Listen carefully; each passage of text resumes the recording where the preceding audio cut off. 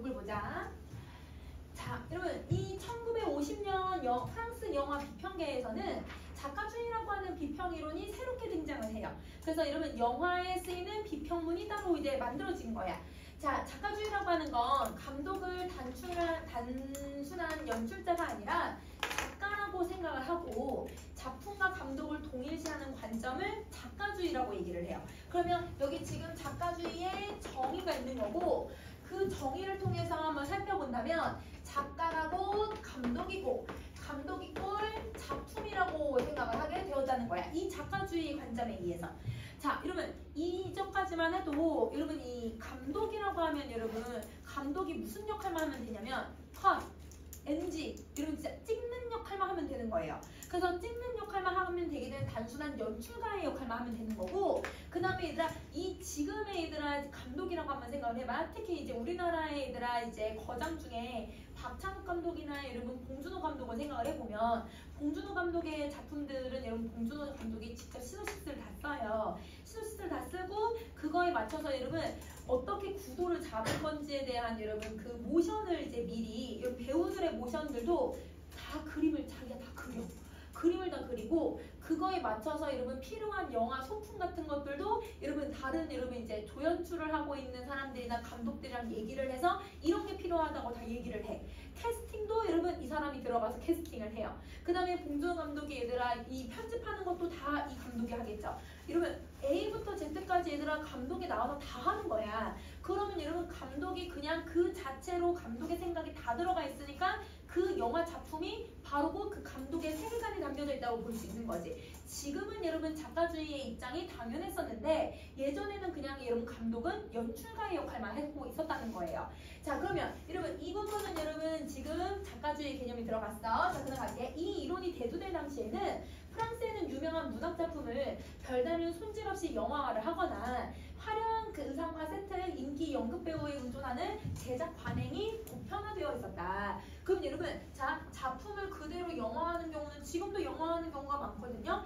지금도 여러분 웹툰이나 아니면 여러분 웹소설들을 여러분 영화화하거나 드라마화하는 경우 많잖아요. 근데 무슨 작업을 거치냐면 작가가 여러분 각색이라고 하는 작업을 해요. 그런데 여러분 이때는 각색을 하는 경우가 거의 없어요. 그러니까 진짜 여러분 그 문학작품에 나오는 내용을 그대로 영화를 만들어내는 방식인 거야. 그러니까 여러분 창조하지 않는 거지. 그리고 여러분 의상들을 보면 여러분 선생님은 옛날 영화들을 좀 좋아하는 편인데 혹시 여러분 뭐 바람과 함께 사라지다라든지 아니 너무 옛날인가요? 여러분 자 여러분 오드리 헵번 나온 영화들 여러분 로마의 휴일이라든지 이런 여러분 아주 옛날 그 흑백 영화들 보면 오즈의 마법사 이런 것들 보면요 여러분 다 여러분 그 당시엔 되게 센세이션하다고는 했는데 지금 보면 되게 어색한 부분들이 있어. 어느 부분이 인물들이 행동하는 게 어색하냐면 저게 연기를 잘하는 거야 이런 생각이 드는 이유가 뭐냐면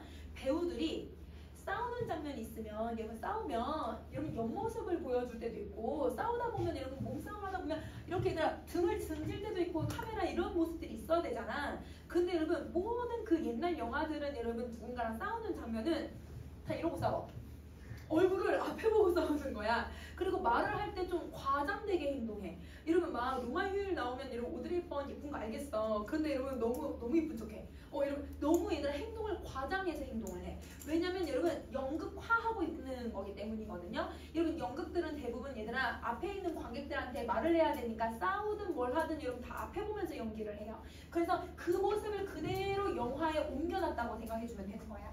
이게 그러면 작가주의의 얘들아 어떤 거냐면 작가주의가 등장하게 된 배경이라고 봐도 되는 거고 혹은 여러분 이게 그 당시에 여러분 영화계에서 보편적으로 일어났던 관행이라고 생각해 주셔도 되죠. 자, 작가주의는 이렇듯 프랑스 영화에 만연했던 문학적인 색채, 연극적인 색채의 반발로 주창되었던 여러분 갈래다, 여러분 비평의 방식이다 라고 생각해 주면 되는 거야. 자, 그러면 두 번째 문단을 갈게. 작가주의는 상투적인 영화가 아니라 감독 개인의 영화의 세계와 독창적인 스타일을 일관되게 여러분 투영하는 그런 작품을 옹호해줘요. 그러면 여기서 말하는 그러면 여러분 상투주의의 영화는 그러면 어떤 영화를 상투주적인 영화라고 보는 거야? 프랑스 영화. 1950년대의 프랑스 영화. 그래서 여러분 너무 뻔한 거잖아요. 왜? 문학을 그대로 가지고 왔고 여러분 그 다음에 연극에 쓰이는 요소가 그대로 들어갔으니까. 그러면 그런 상투적인 영화가 아닌 감독의 색채가 잘 들어가는 작품을 옹호할 거라는 거예요. 그럼 아까 선생님이 얘기했던 여러분 봉준호 감독의 작품들은 작가의 생각이 너무 잘 드러나니까 이 사람들은 다 칭찬을 하겠죠. 자, 이게 작가주의가 가지고 있는 여러분 특징인 거예요. 여러분 특징이라고 보셔도 되지만 여러분 이 옹호하고 있는 작품들이 어떤 특성을 가지고 있는지를 보여주는 거기도 하지. 그래서 옹호하는 작품들의 특성이기도 한 거예요. 자, 그 다음 다시 할게요. 이 감독의 창의성과 개성은 작품 세계를 관통하는 감독의 세계관이라든지 혹은 주제의식이라든지 그걸 표출하는 나름의 이야기의 방식이라든지 고집스럽게 되풀이되는 특정한 상황이나 배경 혹은 표현기법 같은 일관된 문체상의 특징으로 나타나는 것을 좋아해요. 그러면 여러분 작가의 창의성과 개성이 별다른 게 아니라 작가의 이들아 가치관과 주제의식이 계속 어떤 영화를 내놓더라도 비슷하게 흘러가야 된다는 거야. 그래서 여러분 박찬욱 감독이 여러분 여러분 복수 시리즈가 있거든요. 친절한 금자씨, 박쥐, 그 다음에 여러분 또 올드보이. 여러분 이렇게 여러 작품들이 복수 시리즈야. 그래서 여러분 자기가 복수 시리즈를 그 시놉시스를 몇 개를 만들었대. 각각의 영화는 다 다른 영화여도 그거를 계속 자기가 만들었다고 생각을 하는 거야. 그러면 이 사람만의 얘들아 색채가 너무 잘 드러나지. 그러면 그런 영화를 이 사람들은 뭐라고 평가하냐면 박찬욱 감독의 작품은 정말 창의성 있는 작품이다. 개성이 뛰어나다. 이렇게 평가할 수 있다는 거야. 작가주의 입장에서는. 그러면 여러분 이 창의성과 여러 개성이 나타나는 여러분 요소들을 지금 쭉 나열해 준 거예요. 그러면 여러분 옆에 정리해보면 창의성과 개성이라고 하는 거는 감독의 얘들아 문체에 따라서 감독이 지니고 있는 창의성과 개성이 제시될 수 있다고 생각을 하는 거야. 그러면 여러분 이때 이 문체는 비유적 표현이야 얘들아. 여러분 영화에는 문체가 있는 건 아니고 우리 소설에는 문체가 있죠. 작가만의 쓰는 스타일. 그런데 여러분 영화에서는 여러분 이게 문체라기보단 영화에서 여러분 보여지는 작가만의 색채라고 생각을 해주면 되는 거야. 그래서 그 작가만의 색채를 통해서 여러분 작가가 가지고 있는 혹은 여러분 그 작가라고 하면 여기선 감독이죠. 감독이 가지고 있는 여러분 이 뛰어난 창의성을 보여주고 있는 작품을 옹호한다. 이렇게 생각해 주면 돼. 자, 그러면 판문단도 한번 가볼게.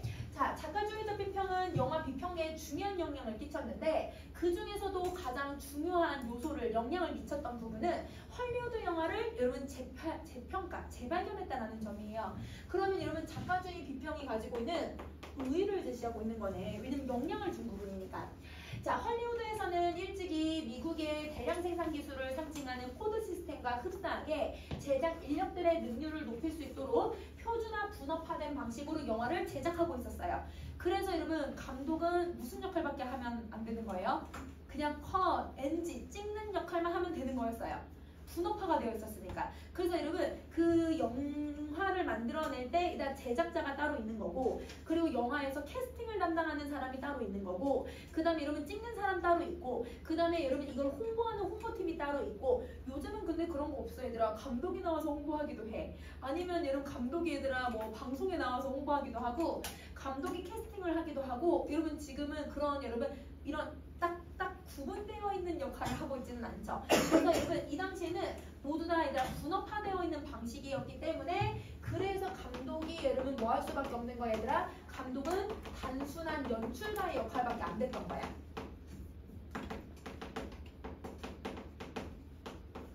이런 역할을 하고 있었다. 자, 그러면 여러분 오른쪽 날개를 정리 한번 해보면 헐리우드 영화를 제작하는 여러분 방식을 지금 제시를 해줬거든요. 그러면 여러분 헐리우드에서는 영화를 찍을 때 표준화와 분업화의 방식으로 영화를 찍고 있었다. 이렇게 정리해주면 돼. 자, 그럼 다시 할게. 이에 따라 재정과 행정의 총괄자인 이 제작자가 감독의 작업에도 관여하게 되었고 감독은 제작자의 생각을 화면에 구현하는 역할에 불과했던 거예요. 그러면 감독이 얘들아 할 수 있는 일은 그렇게 많지 않았다. 이렇게 생각해 주면 되지. 자, 이는 개량화가 불가능한 창작자의 재능. 이러면 재능은 수치로 표현할 수가 없잖아요. 여러분 봐보세요. 봉준호 감독이 얘들아 어떤 작품은 여러분 흥행에 성공할 수도 있지만 흥행에 얘들아 실패할 수도 있는 거지. 그거는 알 수가 없는 거야. 그쵸? 그래서 그런 재능을 여러분 확실히 얘들아 계량화, 수치화도 할 수가 없고 관객의 변덕스러운 기호가 있을 수도 있고요. 그리고 이런 다양한 요소들로 인해서 흥행이 불안할 수도 있기 때문에 일정한 품질의 영화를 생산하기 위해서 여러분 모조리 표준화를 시켰던 거야. 그러니까 여러분 그 영화가 그 영화 같고 그 영화가 그 영화 같고 그래서 헐리우드 영화랑 프랑스 영화를 만약에 비교하라고 하면 헐리우드 영화는 여러분 약간 저평가 받았었고 다른 나라의 영화들은 여러분 약간 더 고평가를 많이 받았거든요. 그 이유가 이 나라가 여러분 이 헐리우드 영화들은 이런 식으로 제작을 했으니까. 근데 여러분 이 작가주의가 얘들아 헐리우드 영화의 이런 모습들을 어떻게 했다고 얘들아? 재발견을 했다라고 얘기를 하고 있어. 그 재발견하고 있는 내용이 무엇인지를 이제 여러분이 찾아주면 되는 거야. 자, 그러면 여러분 옆에 다시 정리해볼게. 여러분 제작자하고 여러분 감독이 나왔는데요. 제작자가 감독에게 관여하는 정도가 너무 크다 보니까 감독의 권한이 이 당시에는 너무 적은 거야. 헐리우드 영화에서는.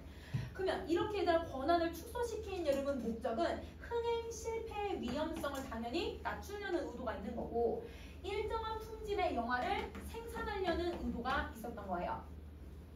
그럼 여기서 여러분 대부분 이제 품질이라고 하면 여러분 작품성을 얘기하는 걸까요? 아니면 흥행성을 얘기하고 있는 걸까요? 이 부분에선 흥행성을 얘기하겠죠. 작품성보다는.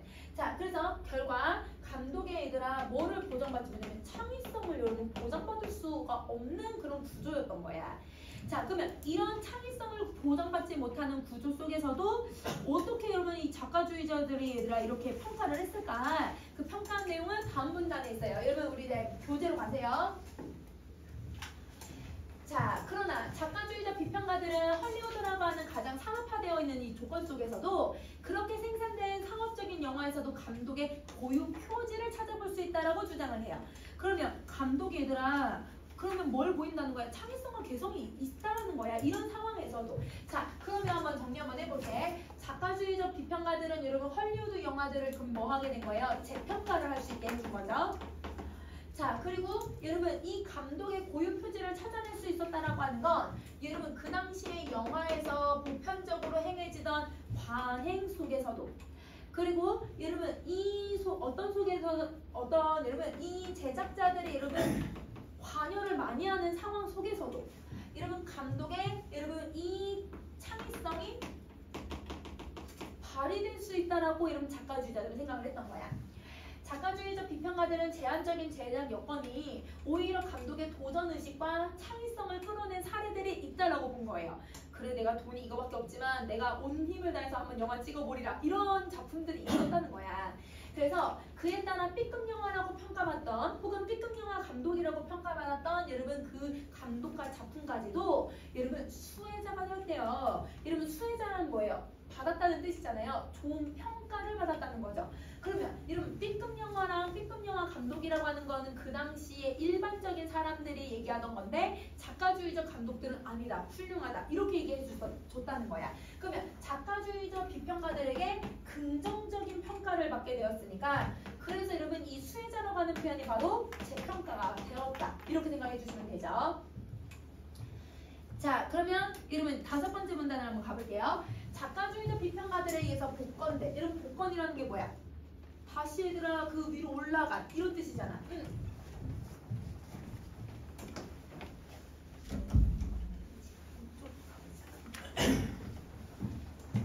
자, 그러면 여러분 복권이라고 하는 건 그러면 앞에 나왔던 누구랑 단어가 똑같냐면 재평가랑 똑같은 말이네. 그래서 여러분 재평가가 된 대표적인 헐리우드 감독이 바로 스릴러 장르의 거장인 히치콕 감독이에요. 여러분 그러면 히치콕이라고 하는 사람은 여러분 그럼 뭘 하려고 하는 거야? 여러분 재평가된 감독으로서 여러분 예시를 제시하고 있는 거지. 자, 히치콕은 제작 시스템과 장르의 제약 속에서도 여러분 여기서 말하는 제작 시스템이 어떤 제작 시스템이야?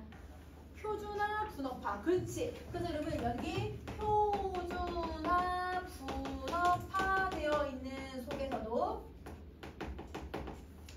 여러분 장르의 제약을 받았대요. 여러분 이 사람은 무슨 장르의 거장이라고? 가운데 스릴러. 그렇지. 그래서 여러분 스릴러라고 스릴러하는 영화의 제약 속에서도 영화를 만들었대요. 근데 여러분 스릴러가 왜 제약이 돼야 돼요? 사실 여러분 스릴러는 여러분 약간 매니악한 거잖아요.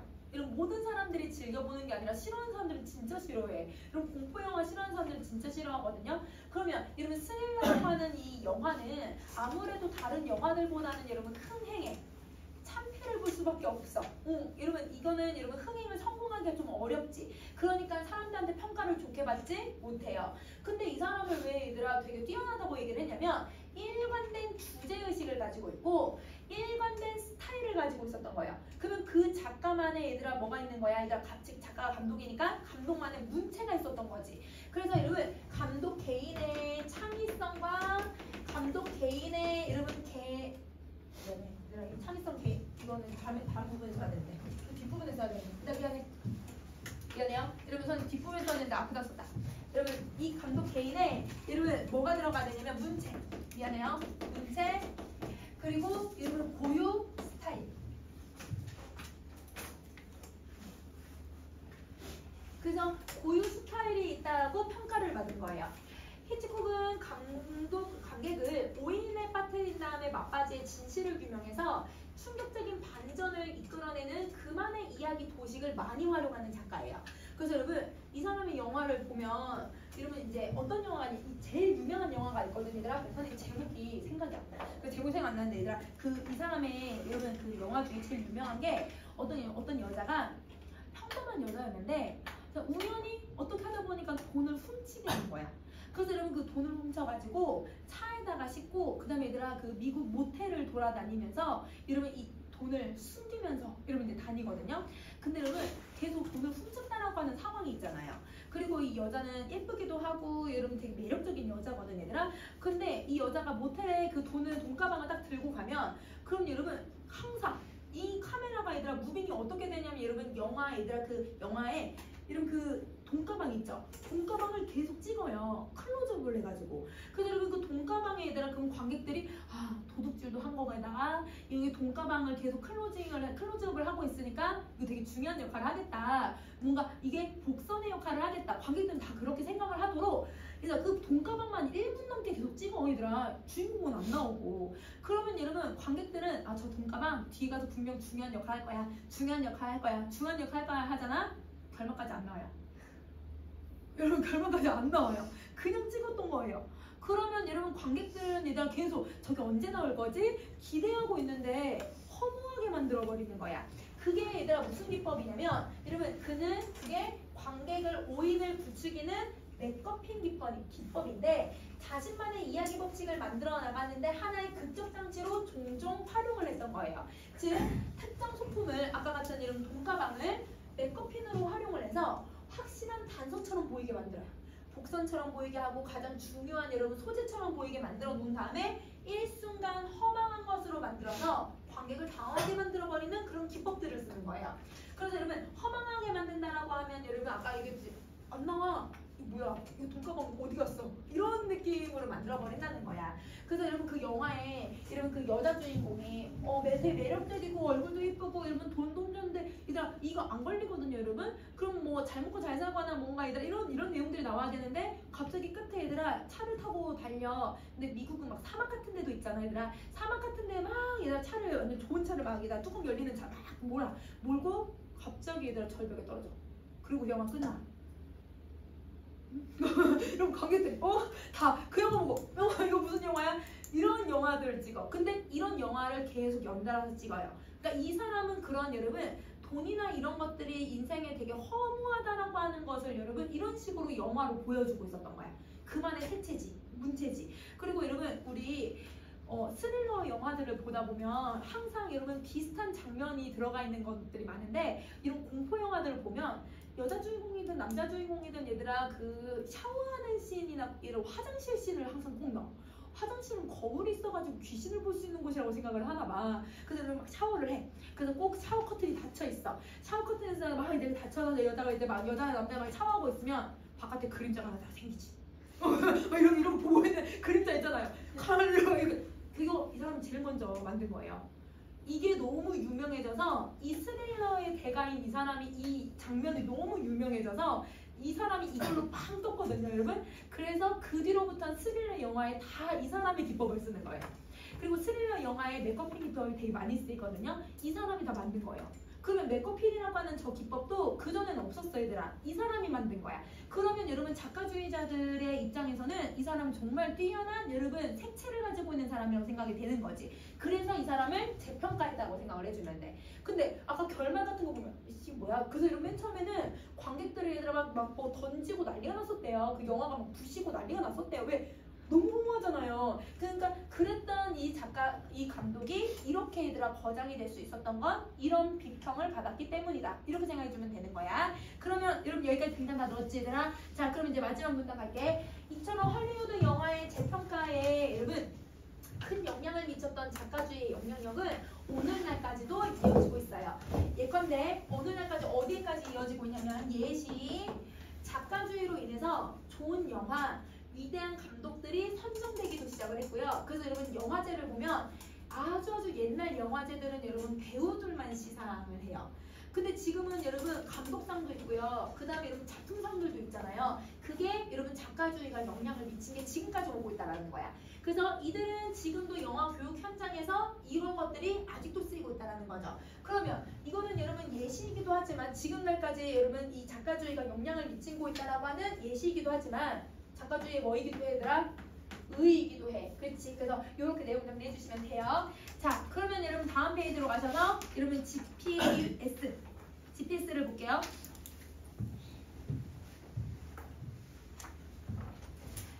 자, 보자. 우리는 내비게이션을 통해서 목적지까지의 경로를 탐색을 하거나 스마트폰을 이용해서 자신이 현재 있는 위치를 확인할 수가 있다. 이는 GPS로 인해서 가능해진 거래. 그럼 여러분 GPS는 무슨 역할을 해주고 있냐면 우리 보고 경로를 탐색할 때 도움을 줄 수 있는 역할을 하고 있는 거고, 그리고 지금 현재 내가 어느 위치에 있는지도 여러분 알려주고 있는 게 GPS의 기능이라는 거예요. 그러면 여러분 이 선생님 첫 번째 줄에 밑줄 그어놓은 건 GPS의 기능이라고 해도 되고 역할이라고 해도 되는 거지.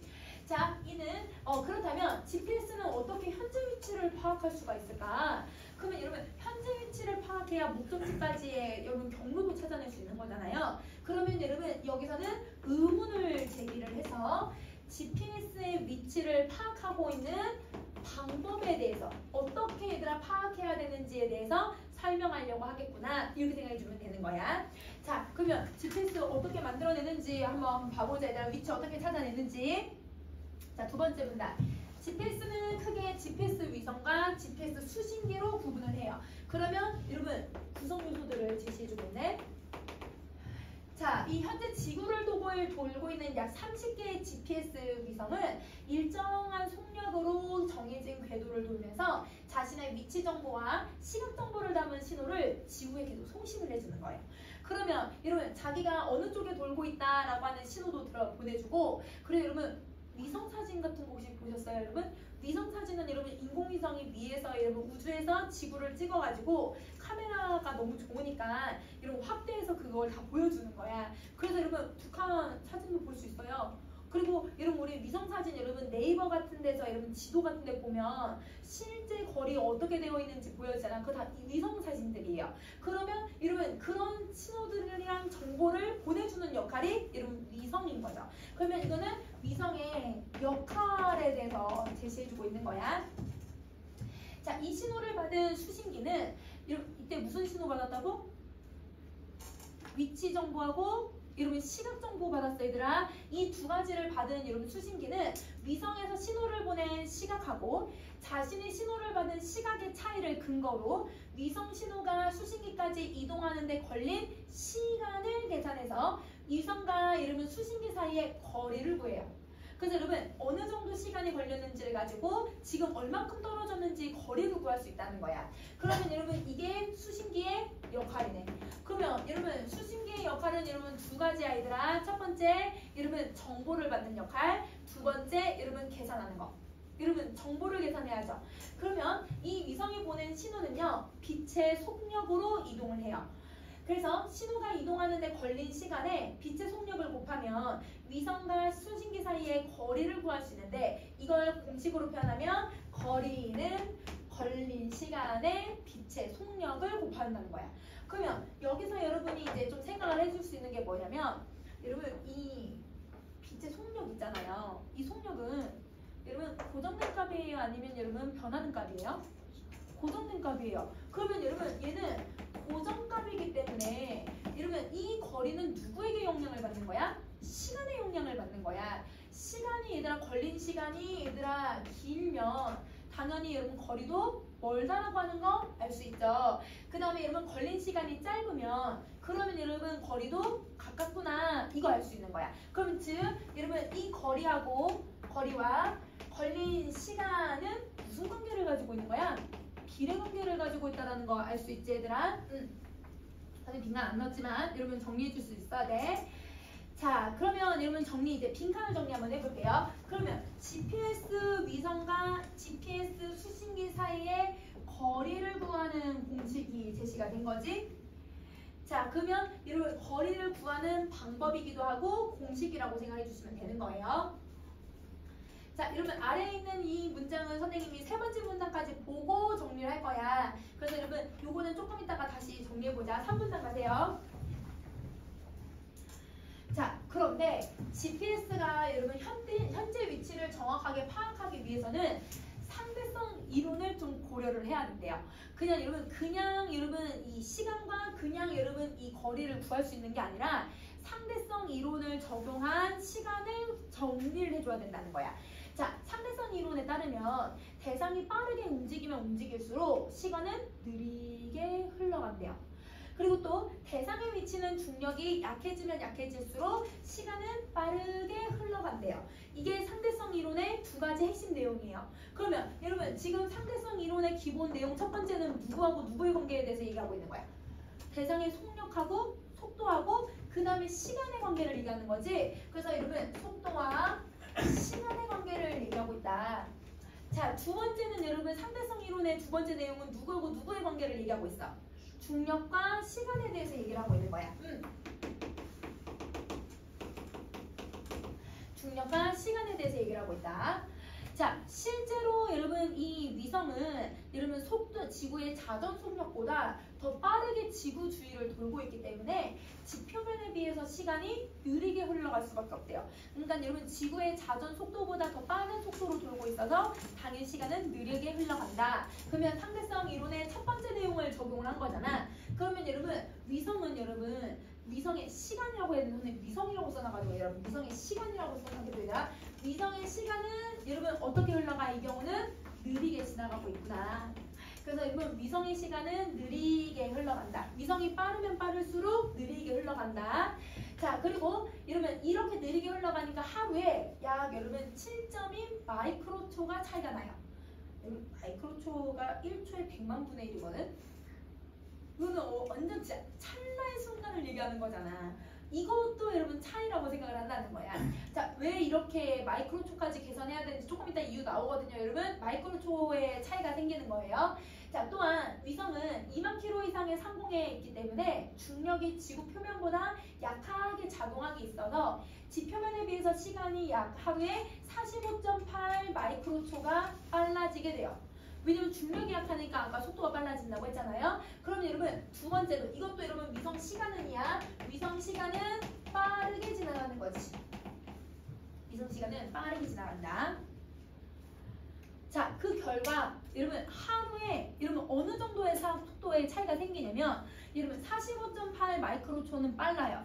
그리고 여러분 7.2 마이크로초는 느리게 흘러가요. 그래서 궁극적으로는 여러분 그 결과 GPS 위성에 있는 원자식의 시간은 지표면의 시간에 비해서 매일 약 38.6 마이크로초의 차이가 생기는 거예요. 그러면 여러분 이거 어떻게 계산했을까요? 얘들아 38.6 아까 여러분 요거 45.8에 그렇지 여러분 7.2를 뺀 거야.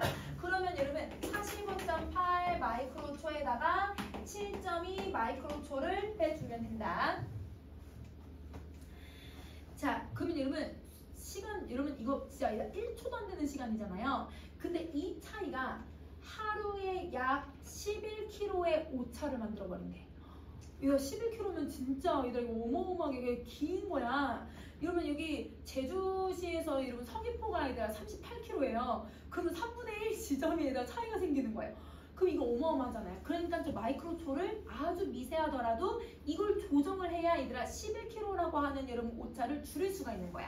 자, 그래서 여러분 11kg 오차를 발생한다는 건 상대성 이론 때문에 정확한 여러분 거리 측정이 여러분 불가해요. 그래서 여러분 상대성 이론이 얘들아 적용이 안 돼 있으면 여러분 이런 오차가 계속 발생을 하게 상대성 이론을 적용하다 보니까 여러분 이런 오차가 발생을 해서 우리는 이 오차를 줄이려고 노력을 해야죠. 그래야 내 위치 파악할 수 있어요. 여러분 11km 멀리 떨어진다 얘들아 하루 종일 걸어야 여러분 여기 다시 도착할 수 있어. 너무 차이가 생기잖아. 그래서 이걸 방지하기 위해 GPS는 위성에 탑재된 원자시계의 시간을 지표면의 시간과 일치하도록 조정을 하는 거예요. 그러니까 시간도 빠르니까 어떻게 해주는 거야? 시간을 조금 더 느리게 이렇게 표시를 해주고 위성과 수신기 사이의 거리를 정확하게 구할 수 있게 된 거예요. 그러면 여러분 정확하게 구할 수 있다는 건 여러분 뭘 줄인 거야 얘들아? 오차를 줄였다라고 생각해주면 되는 거지. 그러면 여러분 이걸 고려하면 여러분 이제 위에 아까 이 문단에 있었던 요 내용을 정리할 수 있을 것 같아. 자, 여러분 이 문단에 자, 여러분 이 공식으로는 여러분 이 공식은 아직 여러분 상대성 이론이 얘들아 적용이 되어 있으면 정확한 값을 찾아낼 수 있겠죠. 근데 만약에 상대성 이론이 얘들아 적용되지 않고 여러분 위성 시간도 얘들아 고려하지 않았다면 그러면 여러분 이 공식만으로도 우리는 정확한 값을 구할 수가 없는 거예요. 그래서 여러분 얘가 얘들아 반영된 것을 고려해야 해. 근데 만약에 고려하지 않았다면 여러분 GPS가 현재 위치를 정확하게 파악하는 건 불가한 거죠. 그래서 상대성 이론이 반영된 걸 항상 고려를 해줘야 된다. 이렇게 생각을 해줘야 돼. 그래야 정확한 수치를 구할 수 있다. 자, 그러면 여러분 우리 다음 페이지로 갈게. 네 번째 문단.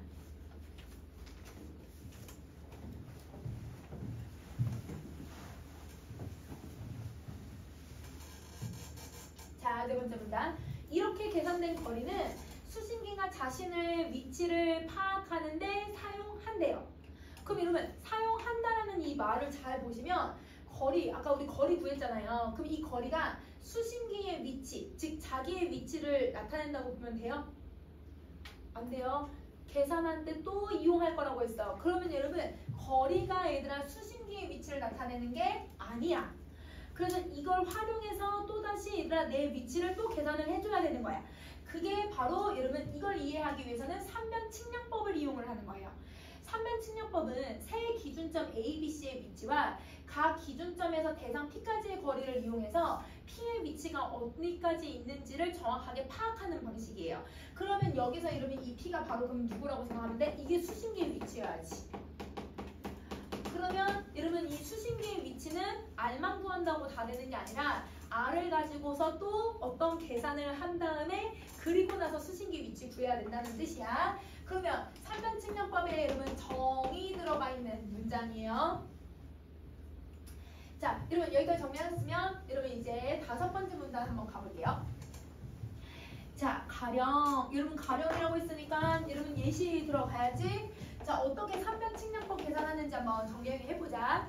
자, 그림과 같이 평면상에 A라고 하는 점, 여러분 0,0에서 거리가 5만큼 떨어진 지점, 그리고 B에서 3만큼 떨어진 지점, C에서 거리가 4만큼 떨어진 지점에 P, X, Y가 있다라고 한번 가정을 해볼 거예요. 그럼 여러분 이 원을 일단 그려내기 전에 여러분 여기 C, 그 여기로부터 얘들아 3개, 얘들아 3 정도 떨어져 있는 지점이 있고, 그 다음에 여러분 여기서 여러분 지금 얘는 300, 얘는 4.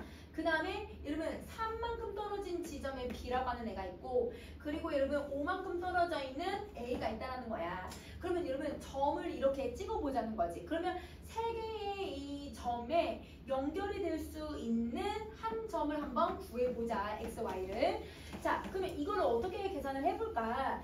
이거는 평면상의 한 점에서, 즉 여러분 A, B, C에서 같은 거리에 있는 점을 모두 연결하면 당연히 여러분 원을 만들어내겠죠.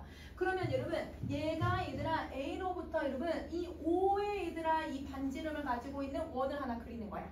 여러분 C에서 여러분 또 4의 얘들아 반지름을 가지고 있는 원을 하나 또 그리고요.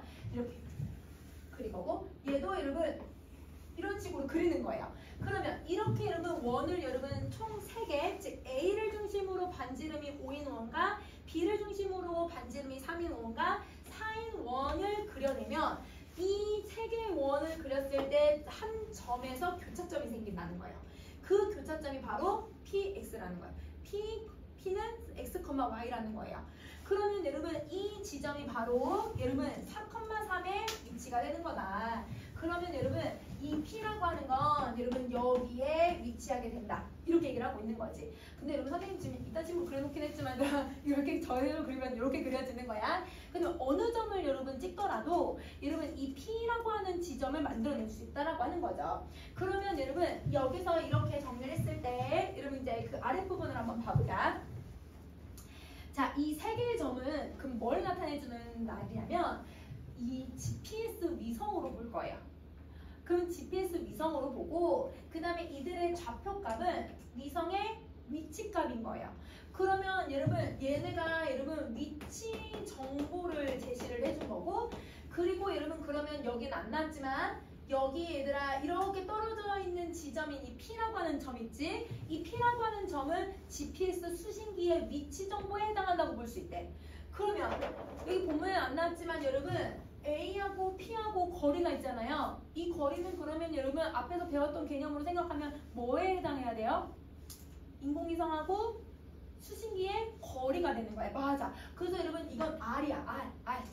그러면 여러분 그림을 다시 한번 봐봐 얘들아. 그러면 여러분 얘는 이게 여러분 수신기의 역할을 하는 거고 얘가 위성의 역할을 하는 거야. 그러면 여러분 위성이 여러분 A에 얘들아 0,0에 위치하고 있잖아. A가 0,0에 위치하고 있을 때 이게 위성의 정보가 되는 거고요. 그러면 그 정보를 여러분 어디로 쏘아서 붙일 거야 얘들아? 지금 수신기로 얘들아 정보를 보내줄 거잖아요. 그 정보를 보내는 거리가 바로 여러분 이렇게가 되는 거예요. 그러면 여러분 이 내가 수신기의 위치를 파악하려면 산별 측량법을 사용을 해야 된다고 했잖아. 그러면 여러분 인공위성의 정보를 몇 개를 받아야 된다는 거야? 3개의 인공위성의 정보를 받아야만 그래야 여러분 내 위치를 파악할 수 있다는 거예요. 그럼 아까 인공위성이 여러분 지구 주위를 도는 게 총 몇 개 있다고 했어? 한 30개 정도 있다고 했잖아. 그 중에서 여러분 3개에게 받은 여러분 신호를 가지고서 내 위치가 어디 있는지를 찾아낼 수 있다는 거야. 그러면 여러분 아까 여러분 R 하나만 가지고 여러분 왜 수신기의 위치 찾을 수 없다고 하는지 알겠지? R이 적어도 몇 개가 있어야 되는 거예요? 3개는 있어야 여러분 내 위치를 찾을 수 있다는 거예요.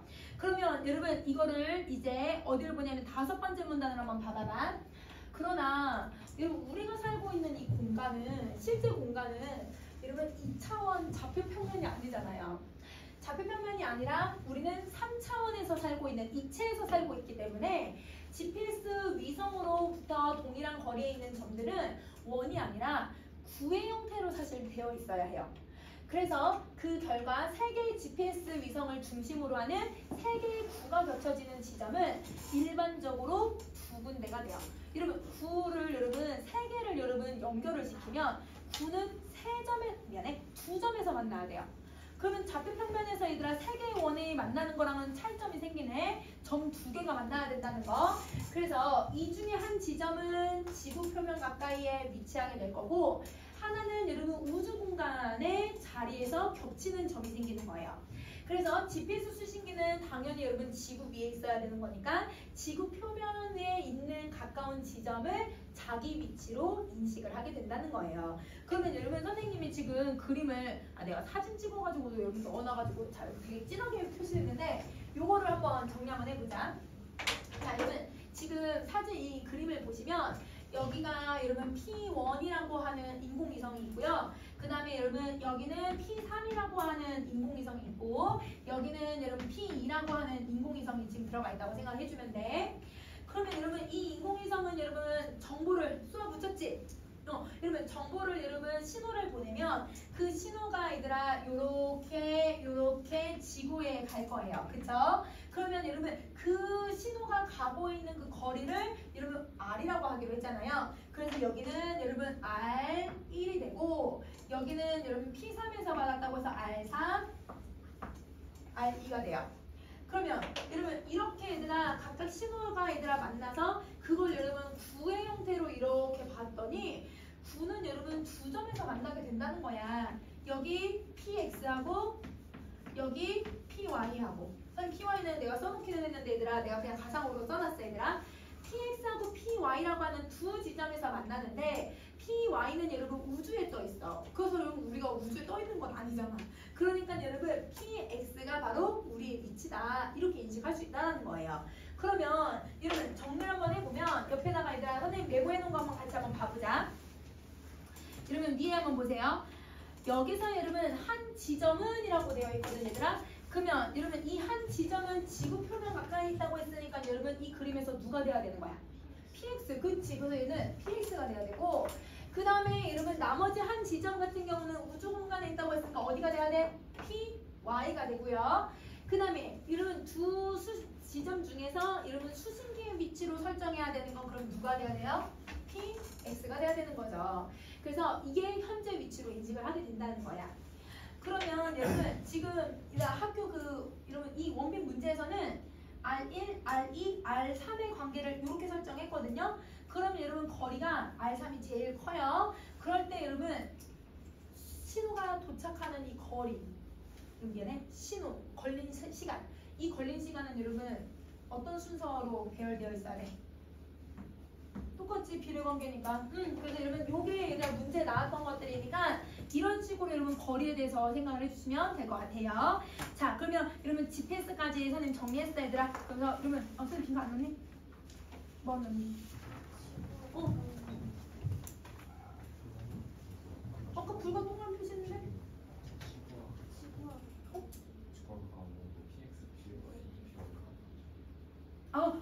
이거 옆에 옆에 봐. 이러면 요거. 자, 이러면 지구와 가까운 정도는 당연히 어디예요? px죠. 근데 여러분 요거 한번 봐봐. 얘는 지구 표면이라고 생각하면 되고 py는 우주에 있는 거잖아. 그러면 여러분 두 점의 위치를 따져보면 누가 위에 있어요? 얘가 위에 있고 얘는 상대적으로 아래에 점이 위치하고 있다고 생각해야 돼. 그럼 여러분 아래하고 위로 이렇게 나뉘는 거는 여러분 요거는 문제 나왔어 얘들아. 그래서 원픽 문제에 누가 더 위에 있을지 상공 위에 있는지를 여러분 설정해 놨으니까 이거는 py가 더 위에 있다 이렇게 생각해 주면 될 것 같아. 자 그러면 빈칸 다 넣었을까 얘들아? 오케이. 그러면 잠깐 쉬는 시간 하고 그 뒤에 걸 할게. 여러 아이들이 질문을 하는데 근데 그 여러 아이들이 공부를 좀 덜할 요량으로 질문을 하는 목적이잖아요. 그럼 선생님들이 보기에는 이거 아니네 이렇게 생각할 수도 있어. 자, 여러분 이제 음성인식 한번 해보자. 이러면 여러분 우리 원픽이랑 주도권에 있는 거는 다 하는 거고 그러면 여러분 우리 이제 남은 건 9월 모의고사만 남았어 얘들아. 자, 한번 봐볼게. 음성인식 기술은 컴퓨터가 사람이 말하는 소리를 인식해서 해당 문자열로 바꾸는 걸 음성인식 기술이라고 해요. 그러면 여러분 첫 번째 줄 뭐가 들어갔냐면 음성인식 기술에 정이 들어갔다는 거 알 수 있지. 그래서 여러분 우리 시리 부르거나 아니면 여러분 이제 얘네들 음성인식 할 수 있게끔 말을 건네면 내가 말한 게 내가 따다다닥 아래 이렇게 적힌단 말이야. 그런 음성인식을 하고 있는 방식인 거죠. 자, 사람의 말은 음소들의 시간적인 배열로 볼 수 있대요. 여러분 음소는 여러분이 1학년 때 배우셨어요. 문법 시간에. 음소가 혹시 뭐였는지 혹시 기억나요? 뜻을 구별해주는 채소 단위 얘들아 음운 중에서도 자음, 그치? 이런 기분절 음운도 있었거든, 얘들아. 장단은 그건 음소. 그래서 여기서 말하는 음소는 잠호음을 얘기하고 있다고 생각을 해주면 돼. 그래서 여러분, 아직은 음성 인식을 할 때 얘들아 우리는 장음을 가지고 있잖아요. 장단음을. 장단음까지는 여러분 좀 구분하기 어려워서 문맥적으로 얘네들은 판단을 해요. 그래서 잠호음들을 여러분 시간적인 배열을 가지고 있다고 하는 거죠. 그럼 여러분 내가 밥 먹어라고 하면 이런 여러분 말을 했다고 한다면 여러분 얘는 어떻게 있냐면 이렇게 인식을 할 수 있다는 거지. 이렇게 인식할 수 있다는 거지. 이렇게 인식하고서 그게 글자가 어떻게 조합되는지 어떤 기준을 가지고서 정리를 해주셔서 보여줄 때는 이렇게 보여주겠죠. 그래서 음소들의 시간 일반적인 배열이라고 하는 건 바로 내가 말하고 있는 순서를 얘기하는 거다. 이렇게 생각해 주면 돼. 그러면 여러분 사람의 말이 가지고 있는 특성이지, 특성. 사람의 말이 가지고 있는 특성. 자, 이 컴퓨터는 각 단어의 음소들, 자모음을 그 배열을 기준 패턴으로 미리 만들어놔요. 그래서 여러분 그 막 기계처럼 말하는 사람을 이미 다 녹음을 해놓는 거예요. 그래서 여러분 만약에 내가 밥이라고 하는 단어도 미리 저장을 해놓는 거예요. 그때는 비읍과 아하고 비읍이 만나서 소리를 내는데 이럴 때 밥이라는 소리야 라고 하는 이 정보를 컴퓨터가 이미 다 인식을 하고 있어야 된다는 거죠.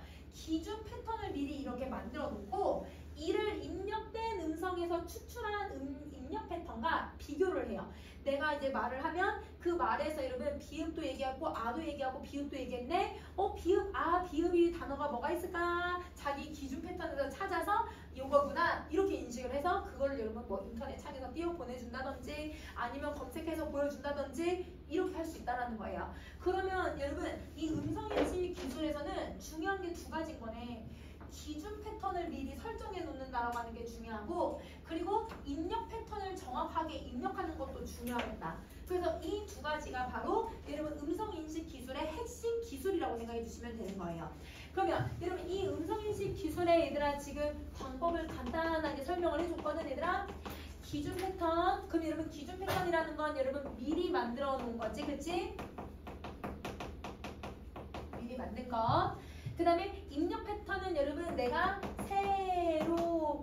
새롭게 음성을 추출하는 것이라고 생각하면 될 거야. 그러면 새롭게 음성을 추출하고 미리 만든 것을 여러분 뭐 해주는 거예요? 비교하는 방식으로 음성 인식을 하고 있다라고 생각해주면 되는 거야. 자, 그러면 두 번째 문단을 가볼게. 음성을 인식하기 위해서는 먼저 입력된 신호에서 잡음을 제거한 다음에 음성 신호만 추출을 하는 거예요. 그러면 사실 선생님이 지금 여기서 얘기를 해서 녹음을 하면 이러면 저 핸드폰에 녹음할 때 내 목소리만 녹음이 되는 게 아니라 무슨 소리도 녹음되냐면 여러분 에어컨 소리도 녹음이 되고요. 아이들이 얘들아 책상 움직이는 소리 이런 것도 다 나요. 그런 것들 다 뭐 해야 돼요? 다 잡음을 빼는 거죠. 그러면 잡음을 제거하는 게 첫 번째 순서예요. 선생님 순서 다 번호 써놨어 얘들아. 자 그러면 이러면 사람의 뭐만 뽑아낼 거냐면 말소리만 뽑아낸다. 자 그리고 나서 음성 신호를 하나의 음소로 판단되는 구간인 음소 추정 구간들의 배열로 바꿔주는 거예요. 왜냐면 이러면 아까 우리가 말하는 건 음소를 시간 배열이라고 생각을 했잖아. 그러니까 내가 말하고 있는 이 음성을 음소로 분리하기 시작을 하는 거예요. 음소를 찾아내야 얘들아 기준 패턴이랑 비교를 할 수 있으니까. 그래서 음소로 얘들아 음성인식 기술의 얘들아 단계의 첫 번째. 여러분 선생님이 지금 단계를 두 가지로 나눠서 볼 거야. 하나하나 디테일하게 아주 세부적인 단계가 아니라 총 1번부터 8번까지 네모 표시되어 있는 애들하고 이거를 여러분 간단하게 여러분 지금 요약적으로 설명하고 있는 단계 5개의 단계로 정리해서 볼 거예요. 그래서 미안해 4개의 단계로. 그래서 여러분 1번부터 8번 있죠. 네모 표시되어 있는 애들이 여러분 음성 인식의 과정을 아주 디테일하게 정리해 놓고 그 다음에 여러분 1번부터 여러분 4번이라고 번호를 이제 매길 애들이 있어. 이런 식으로 단계. 그래서 여러분 얘는 음성인식의 얘들아 과정으로 봐도 되지만 그냥 단계라고 써볼게요. 여러분 비슷한 건데 그냥 여러분 선생님 2개로 나눠왔어. 왜? 여러분 어떤 여러분 이 문제를 변형해 놓은 여러분 참고서들은 8개의 단계로 보면 학습지도 있고 4개의 단계로만 보는 여러분 문제지도 있어. 그래서 여러분 이거는 디테일하냐 아니면 여러분 큰 틀로 볼 거냐 이렇게 나뉘어 보인다고 생각하면 되거든. 선생님은 둘 다 썼다고 생각해 주면 돼. 그래서 그거 각각 나눠서 정리해 볼게요 여러분. 자 여러분 음성인식은 여러분 제일 먼저 여러분 잡음 제거한 다음에 음소 추정 구간을 배열로 바꾸고 있는 게 첫 번째. 그리고 그런데 음성 신호를 음소 단위로 정확하게 나누는 건 사실 쉽지가 않아요. 왜냐면 우리나라 말의 얘들아 자음은 혼자서 소리를 낼 수 있어요 없어요? 우리나라 같은 경우는 자음 혼자서 소리 낼 수가 없어. 기억 혼자 소리 낼 수 없어 얘들아. 기억이라는 건 뭐야 얘들아? 선생님이 이름을 붙인 것 뿐이지 이러면 가라고 했을 때 이러면 아를 빼고서 기억 혼자 발음할 수가 없어요. 그러니까 이거를 여러분 분리를 해내기가 매우 어려운 거예요. 여러분 영어에서도 여러분 우리 그냥 자음이 여러 개가 나열되면 대부분 의 받침을 붙여버리잖아. 그래서 여러분 한 의문인데도 불구하고 여러분 어떻게 해버리냐면 의를 붙여서 모음을 붙여야만 소리를 낼 수가 있는 거야. 그러니까 여러분 기본적으로 여러분 자모음의 관계가 자음은 혼자서 소리를 낼 수가 없기 때문에 그래서 그걸 분리하는 게 쉽지가 않다라고 얘기하는 거야. 알겠지? 자, 이걸 해결하기 위해서는 음성 신호를 일정한 시간 간격의 단위 구간으로 나눠놔요. 그러면 여러분 이게 두 번째 음성 신호를 여러분 무슨 단위로 구분을 해버린다? 음소 단위로 정확하게 나누기 위해서는 단위 구간으로 시간을 나누는 거야. 시간 간격으로 나눠버리는 거지. 이 단위 구간 하나만으로도 혹은 연속된 단위 구간을 이어붙여서 음소 추정 구간을 만들어낼 수 있다는 거예요. 그래서 여러분 음성 신호를 이걸 분리하기가 쉽지 않네. 근데 이제 하나의 음문을 발음을 하려면 이 정도 시간은 걸리지 않을까 해서 단위 구간을 쪼개놓고 그 단위 구간에 맞춰서 여러분 이제 음성 추정 구간을 다시 만들어준다는 거예요. 그래서 여러분 요게 여러분 이제 이렇게 배열로 바꾸는 방법이라고 생각을 해주면 돼. 자, 그러면 세 번째 문단을 한번 가보자. 자, 음성의 비교는 음소 단위로 이러면 이루어지는데 여러분 음성 비교가 뭘 비교했는데? 음성의 비교를 왜 해야 돼? 아까 얘들아 기준 패턴과 입력 패턴이 있다고 했잖아요. 여러분 내가 입력한 여러분 내 음성이랑 기준 패턴이랑 비교를 하려면 그러면 음소 단위로 쪼개야 비교할 수 있다는 뜻이야. 그러면 여기서 음성의 비교는 여러분 누구하고 누구라고 생각하면 돼? 기준 패턴하고 입력 패턴을 비교하고 있는 거라고 생각하면 되지. 자, 음소 추정 구간에 해당하는 음소를 알아내기 위해서는 그러니까 여러분 음소 단위를 알아야 우리가 비교를 하든가 말든가 할 거기 때문에 이 음소를 여러분 알아내려면 각 구간에서 특징 벡터를 추출을 해야 해요. 이게 네 번째. 자, 이 각 음소 추정 구간에 추출하는 특징 벡터는 하나만 존재해요. 그래서 특징 벡터는 음소를 구별하는 데 필요한 정보를 수치화한 것으로 그러니까 여러분 우리의 자모음을 구분하기 쉽게 수치로 표현을 한 거야. 얘가 뭐 얘들아 발음을 할 때 여러분 이제 뭐 공명음이 얘들 어느 정도인지 선생님도 여러분 잘은 모르겠지만 뭐 이런 것들 아니면 여러분 이 자음을 발음할 때 소리가 여러분 터지는 정도 뭐 이런 것들 배웠잖아요. 그런 여러분 정보들을 여러분 어떻게 하냐면 수치화처럼 표현을 하고 있는 것 같아요. 그래서 여러분 이 특징 벡터가 여러분 어떻게 하고 있는지에 대한 정의를 제시해주고 있고 음소 추정 구간의 길이랑 상관없이 무조건 그럼요. 어떤 언어로 번역할까요? 됐어. 자, 갑자기 뭐해서? 알겠습니다. 수정하지 않겠습니다. 뭐해서 여러분 시리를 느꼈을까? 시리라고 하면 대답도 안 할까? 자, 여러분, 이거 한 개만 추출할 수 있어요. 그러면 여러분 특징 벡터는 어떤 특징을 가지고 있냐면 음소 추정 길이가 뭐 2든 3이든 4든 음소가 아니라 음운이 뭐 5개가 있든 상관없이 무조건 하나로만 추출을 할 거라는 거예요.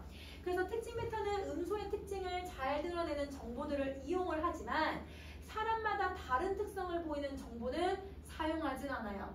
그러니까 예를 들면 여러분 사투리 의 억양들 있잖아. 이런 것들은 사람마다 억양이 다 다를 수도 있거든.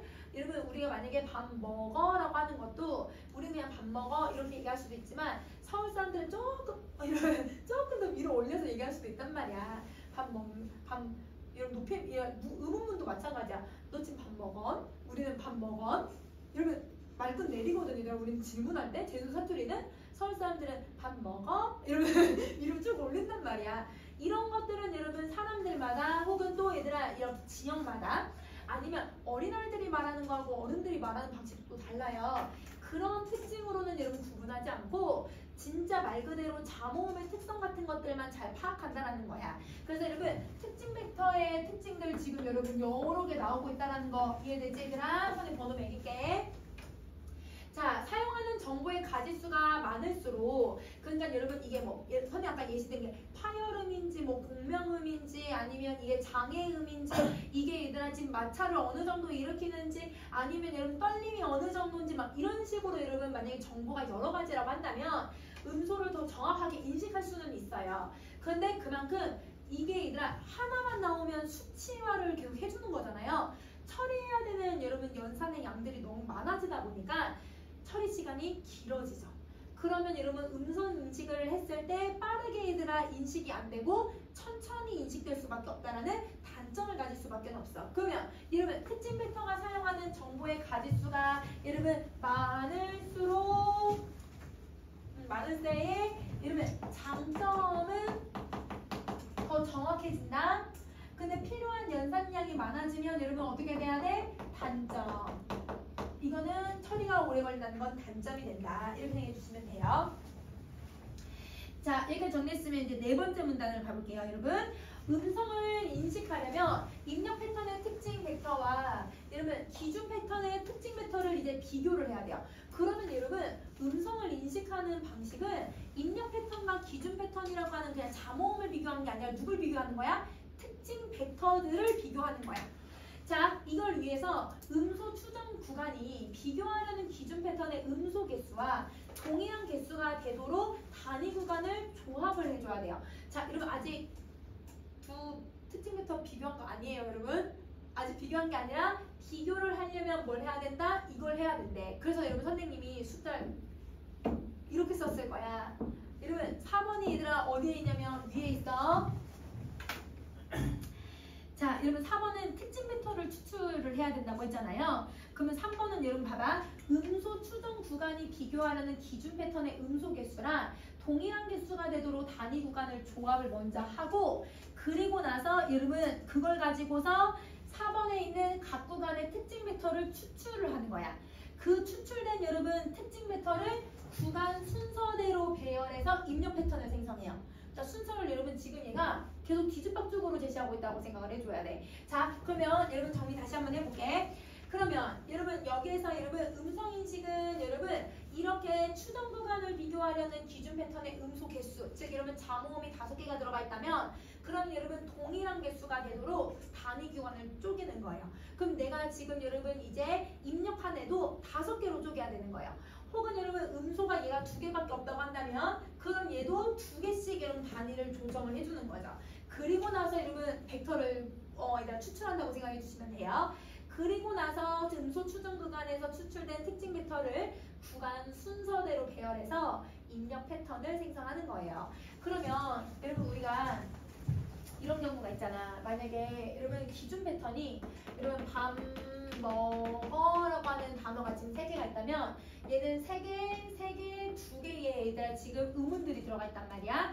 그러면 여러분 얘는 3개를 가지고 있으니까 새롭게 인식된 단어도 3개가 되는지를 확인하고 그 다음에 얘들아 또 인식된 단어가 3개인지 확인하고 그 다음에 2개인지 확인하면서 입력 패턴을 만들어 나간다는 거예요. 그래서 입력 패턴은 여러분 기준 패턴이랑 비교해서 계속 얘를 몇 개씩 쪼개서 발음을 할 것인가 이걸 정하고 있다고 생각해주면 돼. 자, 그러면 여러분 이제 이걸 예시로 한번 볼 거야. 5번째 문단 한번 봐보자.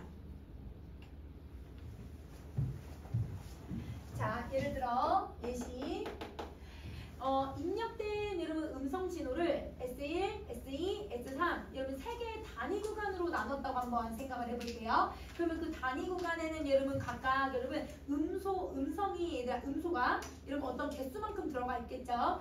자, 만일 비교하려고 하는 기준 패턴의 음소가 만약에 3개라고 한다면 3개의 음소 추정 구간으로부터 입력 패턴이 구성돼야 되기 때문에 S1, S2, S3의 음소 추정 구간 배열을 이미 설정을 해놓고 이로부터 입력 패턴을 만들어 놓는 거예요. 그러면 자, 여러분 음소 추정 구간을 여러분 3개로 나눠 놓고 그 3개에 맞춰서 패턴을 만들어 놓는다는 거야. 그럼 자, 음성 신호를 여러분 이 3개의 단위 구간으로 나눴고 기준 패턴도 3개라고 한다면 S1, S2, S3이라고 하는 구조를 딱 나누는 거예요. 자, 이러면 3개의 단위 구간 얘가 3개니까 이 3개를 각각 하나씩 배열을 시켰다고 생각해주면 되는 거야. 자, 그런 다음 이것을 여러분 이것이라는 건 여러분 생성한 입력 패턴을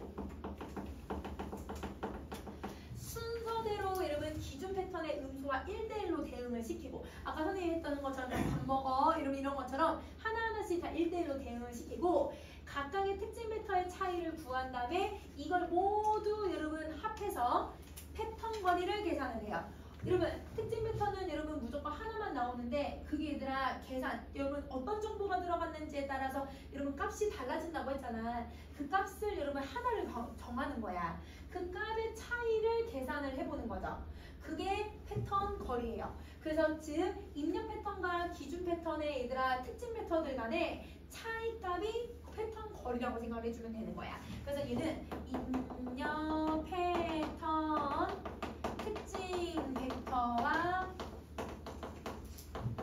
여러분 기준 패턴 특징 벡터의 여러분 차이 즉 그 차이가 패턴 거리가 되는 거예요.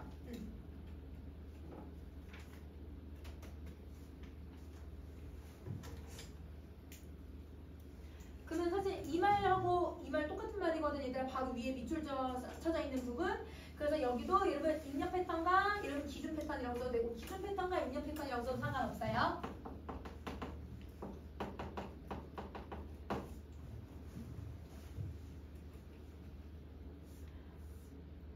자, 여러분 기준 패턴이 여러분 3개면 여러분 내가 입력한 음성 신호의 단위 구간을 3개를 각각 1대1로 대응을 시켜준 거예요. 그런데 만약에 얘들아 패턴 이 기준 패턴의 음소 얘들아 자음이 고음이 2개밖에 없다라고 한다면 3개의 단위 구간을 얘들아 단위 구간이 지금 몇 개로 나눴어요? 얘들아 3개로 나눠놨잖아. 그러면 이 3개의 단위 구간을 조합을 해서 2개의 음소 추정 구간으로 구분을 해야 돼요. 그래서 2개로 나눠서 각각 음소 하나하나씩 비교를 해준다고 생각을 해야 돼.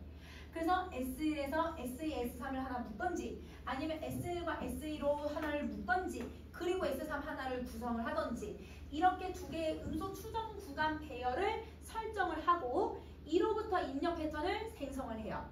그러면 여러분 지금 선생님이 여러분 여기 밑줄 그어놓은 거 있잖아. 이거는 여러분 뭘 지금 해놓은 거냐면 여러분 기준 패턴의 음소가 3개일 때는 이렇게 계산을 하는 거고 기준 패턴이 2개면 이렇게 계산한다라고 하는 여러분 예시들을 하나하나 다 보여주고 있다고 생각하는데 그러면 기준 패턴의 음소의 개수에 따라서 내가 얘들아 어떤 여러분 음성 신호의 단위를 단위 구간을 나눴는지에 따라서 구분을 할 수 있다는 거죠. 그러면 만약에 여러분 이 음성 신호가 4개의 단위 구간을 내가 나눠놨어.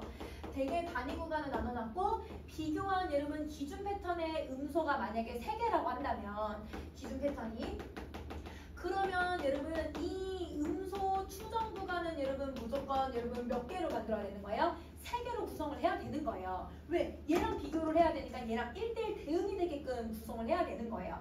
그러면 4개의 단위 구간이라고 했으니까 S1부터 S4까지라고 했을 때 그러면 음소 추정 구간은 여러분 S1 하나 단독으로 만들고 S2 단독으로 만들고 S3하고 S4를 하나의 얘들아 이렇게 구역으로 묶어서 1대1 대응을 시키는 거야. 그리고 나서 분명 같지 않겠지. 차이 만들어지겠지. 그 패턴 차이를 만들어내는 차이를 가지고서 정확한 값을 찾아낸다라는 거예요. 그러면 여러분 얘 같은 경우는 이렇게 만들 수도 있고 또 여러분 이렇게 해서 S4, S4 이렇게 또 하나 만들 수 있고 혹은 여러분 S1하고 2를 묶고 S3, S4 총 여러분 음소 추정 구간을 몇 개를 만들 수 있는 거야? 4개를, 미안해 3개를 만드는 거야. 그러면 3개의 패턴 여러분 거리가 같을까요? 다 다를까요? 다 달라요. 다른 값이 나올 거예요. 그 중에서 여러분 어떤 값을 설정해서 얘가 제일 근사하니까 기준 패턴이랑 근사하든 혹은 멀리 떨어져 있으니까 그래서 이걸로 설정해서 입력해야지 음성 인식을 보여줄 수 있다는 거야. 대응을 시켜서.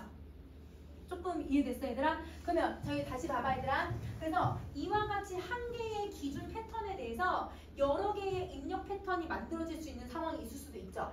그 경우는 여러분 저 단위 구간을 나눈 거랑 기준 패턴의 음소의 개수가 다를 때는 여러분 생성 가능한 입력 패턴과 기준 패턴 사이에 패턴 거리를 다 계산해요. 그래서 그 중에 최소값을 선택하면 되는 거예요. 그러면 여러분 여기에 패턴 거리 계산하고 패턴 거리 계산하면 3개의 패턴 거리 나오겠지? 그러면 3개의 패턴 거리 패턴거리를 가지고서 얘를 계산하면 된다는 거야. 알겠죠? 자, 그래서 이렇게 계산을 하면 여러분 가장 근사값을 찾아줘. 여러분 봐봐. 혹시 여러분 그 유튜브에서 여러분 그 자막 해서 혹시 봐요, 여러분? 그냥 유튜브가 아니라 저절로 그냥 해놓은 자막. 그거 보면 뭐 이상한 여러분, 그러니까 발음은 비슷한데 막 이상한 글자가 자막으로 되고 이렇게 하잖아. 그 여러분 유튜브의 자막도 이런 방식으로 하고 있다고 생각하면 돼. 여러분 기준 패턴이 있고 발음되고 있는 것이랑 최대한 그래도 제일 비슷한 걸 넣어놔. 그래서 봐보면 발음 비슷하긴 해. 그래서 오늘 아침에 선생님이 에가 있었거든요, 여러분. 그 에월에라고 하는 사람, 어떤 사람이 이걸 발음을 하고 있는데 에월이 막 이런 식으로 막 이렇게 써있어. 비슷하긴 해, 얘들아. 비슷한 발음이긴 한데 여러분 이런 식으로 여러분 써버리는 거야. 그러니까 이런 여러분 근사값들 중에서 제일 여러분 이제 미안해, 패턴거리가 제일 여러분 가까운 걸 골라가지고 만들어내는 거예요. 그래서 음성인식이 완벽하게 똑같으면 좋겠지만 이런 오차들 만들어낼 수 있잖아요. 그런 오차들은 저런 기준 때문에 얘들아 가장 근소한 걸 골라내서 동일한 값을 구할 수 없을 때 나타나는 현상들이라고 생각해주면 되는 거야. 자, 그러면 여러분 이렇게 하는 방법도 있고, 자, 그 다음에 또 그 아랫부분으로 한번 봐봐. 아랫부분 보면 만일 기준 패턴의 음소가 여러분 3개보다 만약에 크다면 두 패턴을 1대1로 대응을 시킬 수가 없기 때문에 비교가 불가능해요. 아까 여러분 단위 구간이 몇 개였어요? 3개였잖아요. 그런데 여러분 이때 기준 패턴의 음소가 만약 4개거나 5개면요. 여러분 이 단위 구간을 넣을 수가 없잖아요. 왜냐면 기준 패턴이 너무 많다 보니까. 그러면 여러분 비교가 안 된대요. 그러면 비교를 할 수 있는 경우는 어떤 경우예요, 여러분? 진짜 말 그대로 1대1의 대응이 되던지 아니면 여러분 기준 패턴의 여러분 음소 수하고 그 다음에 여러분 이 단위 구간 수 입력된 여러분 음성의 단위 구간 수가 이렇게 돼야 얘들아 되는 거네. 맞니?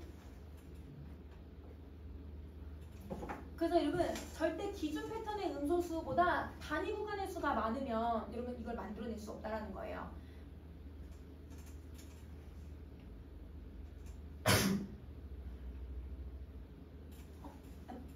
반대지? 반대지? 미안해. 그다음 반대. 이렇게. 미안해요. 자, 여러분 이렇게. 기준 패턴의 음소수가 단위 구간수랑 동일하든지 작아야 돼. 미안해.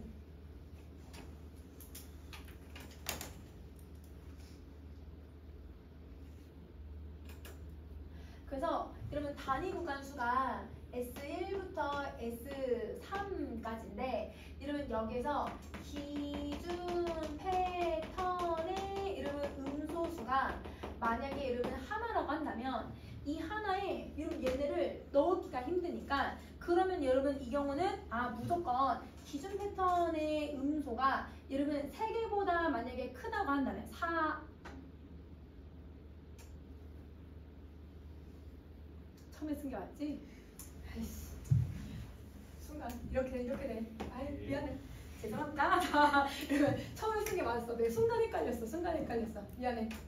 이거는 이렇게 하면 당연히 되지. 이거 3개를 묶으면 되니까 4개 해야지. 이렇게 해야지. 미안해요. 자, 여러분 4개라고 한다면 기준 패턴은 4개인데 얘네를 여러분 쪼개려고 하면 여기 S1, S2, S3 각각 들어가고 기준 패턴에 여기 비우게 되잖아. 단위 구간이 얘들아 연결될 수 있는 게 없으니까 그럼 비교가 안 되는 거야. 그래서 기준 패턴하고 입력 패턴이 1대1로 되던지 아니면 여러분 얘네들이 얘들아 수가 적어서 여러분 더 많아서 얘네들로 가지고서 충분히 비교 결합시켜서 아까 2개씩 결합시켰잖아요. 3개씩 결합시키잖아요. 그런 방식으로는 된다라는 거야. 그래서 얘가 훨씬 더 많아버리면 기준 패턴이 많았을 때는 1대1로 해도 이런 부족해지잖아. 비교할 대상이 없는 거야. 그러면 여러분 비교가 불가능하다. 이렇게 얘기를 하는 거야. 적어야 되는 거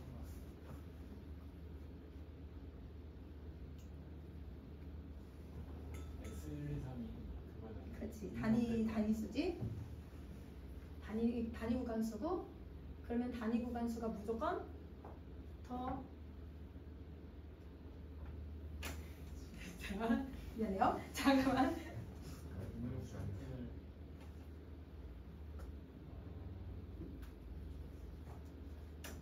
아니야.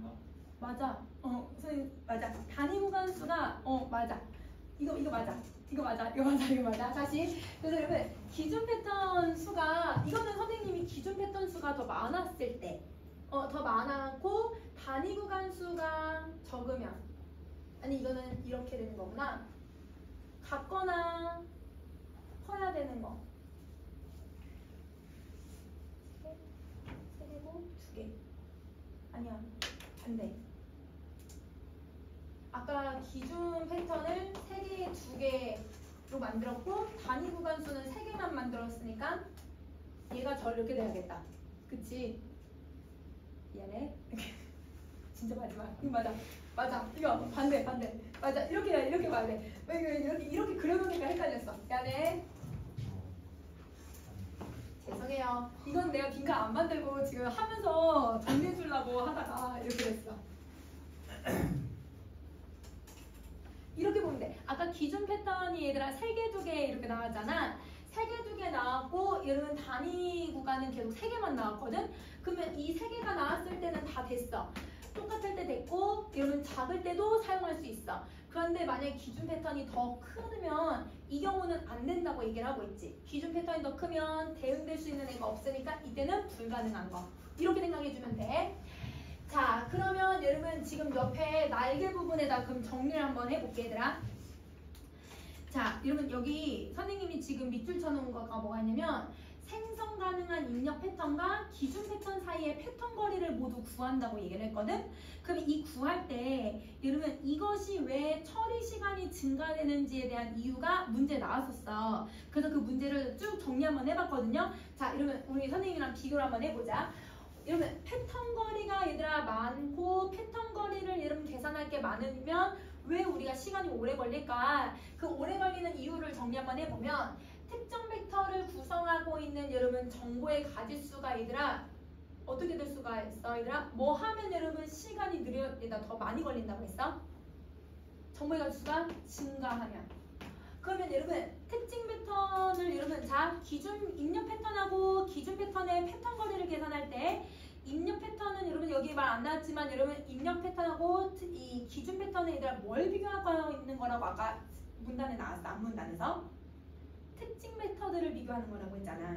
그러니까 여러분 지금 여기서는 여러분 입력 패턴, 기준 패턴이라고만 정리되어 있지만 사실은 입력 패턴에 누굴 비교하는 거야? 특징 메터를 비교하는 거야. 얘도 마찬가지 특징 메터를 비교를 하는 거야. 그러면 이 특징 메터 하나를 계산할 때는 여러분 정보의 가짓수가 증가하면 그러면 당연히 여러분 얘가 하나의 가짓수가 증가하면 얘는 계산할 거 많지? 여기도 계산할 거 많지? 더더구나 패턴 거리까지 계산하려고 하니까 시간이 오래 걸린다고 볼 수 있는 거야. 자, 그 다음에 또 저장된 여러분 기준 패턴의 가짓수가 뭘 하면 처리 시간이 증가할지도 한번 생각을 해볼 거냐면요. 기준 패턴이 너무 많으면 비교해야 되는 애들이 많다 보니까 처리 시간이 증가할 수밖에 없어요. 그래서 가짓수가 여러분 증가하면 증가할수록 여러분 비교가 더 오래 걸린다. 단위 구간의 시간 간격이 여러분 어떻게 하냐면 이거는 여러분 6문단에 나와 있어. 6문단에 선생님 다시 한번 설명을 해줄게. 자, 여러분 음소 추정 구간도 6문단에 나와 있어. 그래서 여러분 6문단을 한번 읽고 여기 같이 빈칸 넣어볼게요. 단위 구간 시간 간격을 짧게 하면 그 개수를 늘려서 음소 추정 구간의 잘못 설정에서 발생하는 오류를 줄일 수 있어요. 그러니까 여러분 단위 구간을 여러분 만약에 5초로 하지 않고 1초로 하면 여러분 음소들도 여러분 짧게 여러 개 나뉘잖아요. 그러니까 더 정확한 여러분 음소를 찾아낼 수 있죠. 그러면 여러분 단위 구간 시간의 간격을 짧게 하면 당연히 개수 늘어나는 거 알겠지? 5개의 글자를 여러분 1초씩 자르면 여러분 5개 만들어지는데 근데 그거를 여러분 0.5초씩 하면 10개를 만들어야 되니까 당연히 개수 늘어날 거고 그러면 오류는 줄어들 거고 대신 연산량이 많아져서 처리 시간은 길어질 수밖에 없어. 그러면 여러분 단위 구간의 시간 간격이 여러분 뭘 할수록 여러분 처리 시간이 늘어날 수밖에 없는 거예요? 감소할수록. 그렇지. 그리고 음수 추정 구간의 개수가 얘들아 뭐 할수록 커질수록. 왜냐면 시간의 간격이 얘들아 감소하면 얘가 커진다고 했잖아. 그러니까 이렇게 되면 증가하게 된다. 이렇게 생각해 주면 돼. 그러면 이 1번부터 4번까지가 여러분 패턴 거리를 구할 때 이 시간이 왜 오래 걸릴까? 이렇게 물어본 문제였거든. 근데 만약에 패턴 거리를 구할 때 시간이 단축할 수 있는 방법이 뭘까? 할 때는 반대 개념이라고 생각해 주면 되는 거야. 자, 그러면 여러분 7번째 문단 갈게요. 여러분 이거 그러면 화살표 넣을 수 있겠지?